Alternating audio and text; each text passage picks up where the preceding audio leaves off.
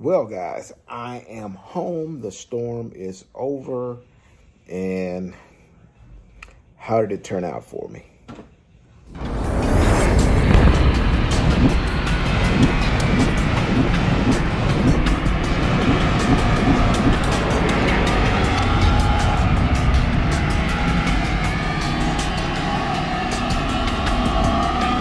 Tubiest of the tubiest.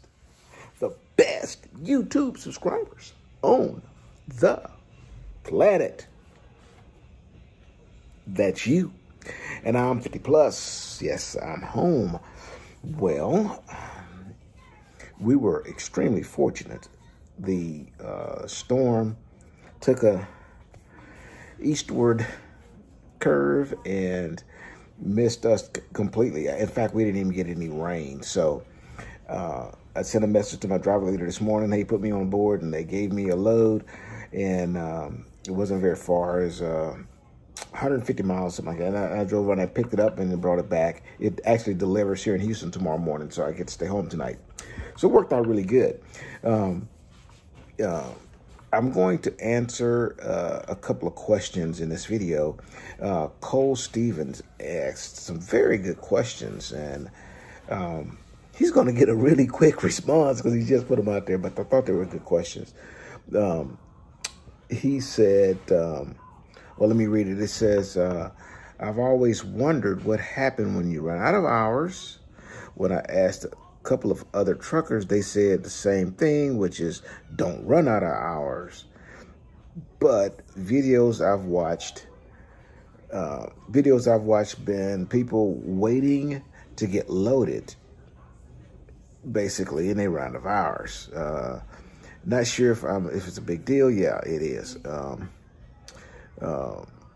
What basically wants to know what to do when you run out of hours. Okay, if you're at a shipper and you run out of hours waiting to get loaded, that's a common thing. Okay, so the first thing that I do by habit is whenever I get a load, I try with everything possible to drive as close to my pickup as I can, if I'm not picking it up that same day.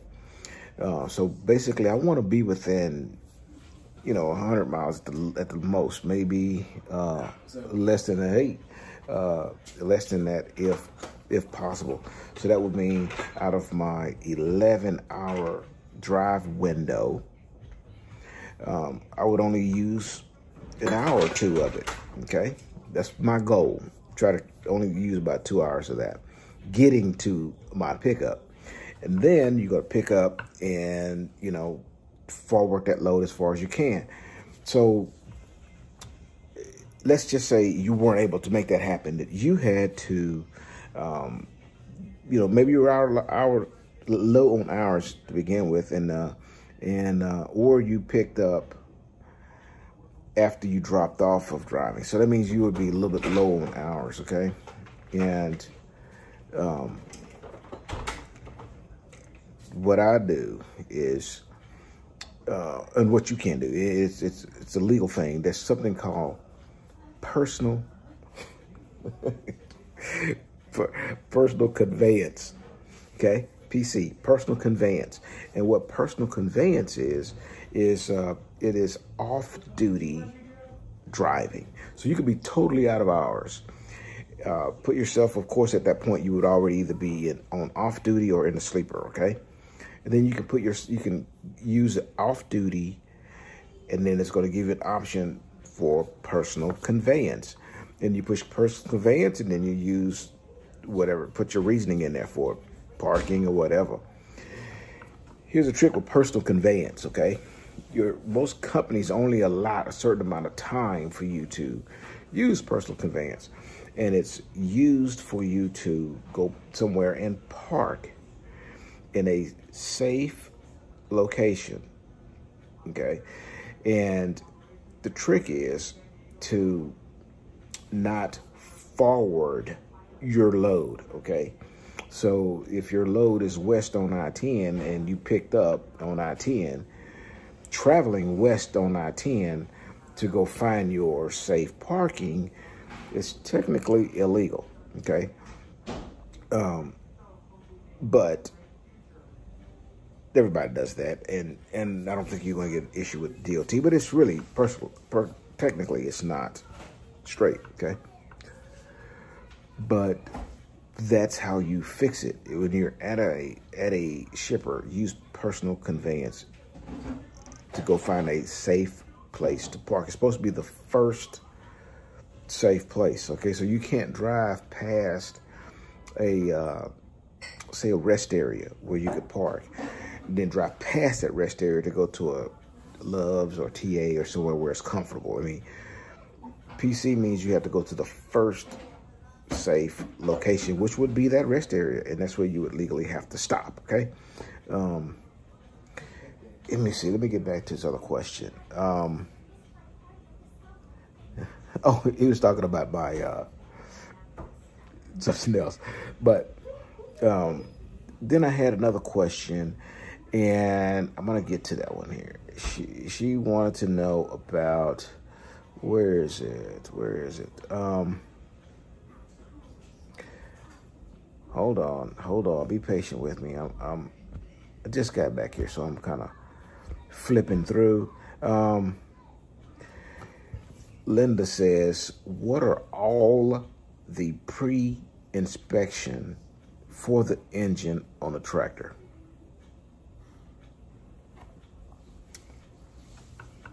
Do you know it would take me over an hour just to answer that one question? And it may not even be enough information to help you pass that. What I'm thinking that you're asking about is the pre-trip. Okay, what are all of them? I mean, it's a lot. It's a loaded question with a lot of freaking answers. Okay, my response to that is Texas Test Truck.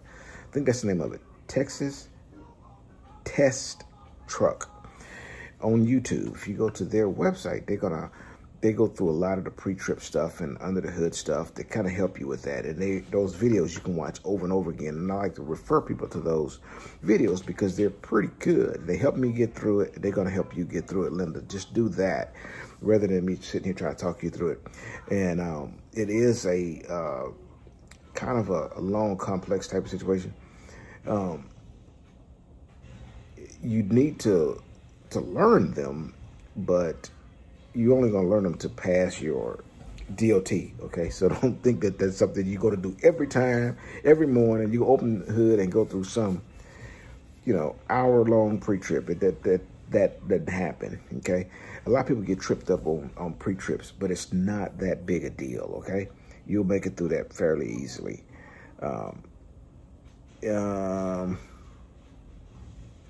Let's see here. I had another question, whether we trying to dig through it and find it, because I wanted to try to tell you who the person's name was. But he asked about the difference between OTR driving and regional driving or dedicated, in that they were under the impression that someone told them that they're going to make more money doing one or the other. Okay, here's the deal. Here's the truth.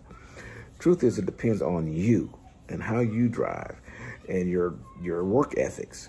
It also depends on what dedicated route you're on.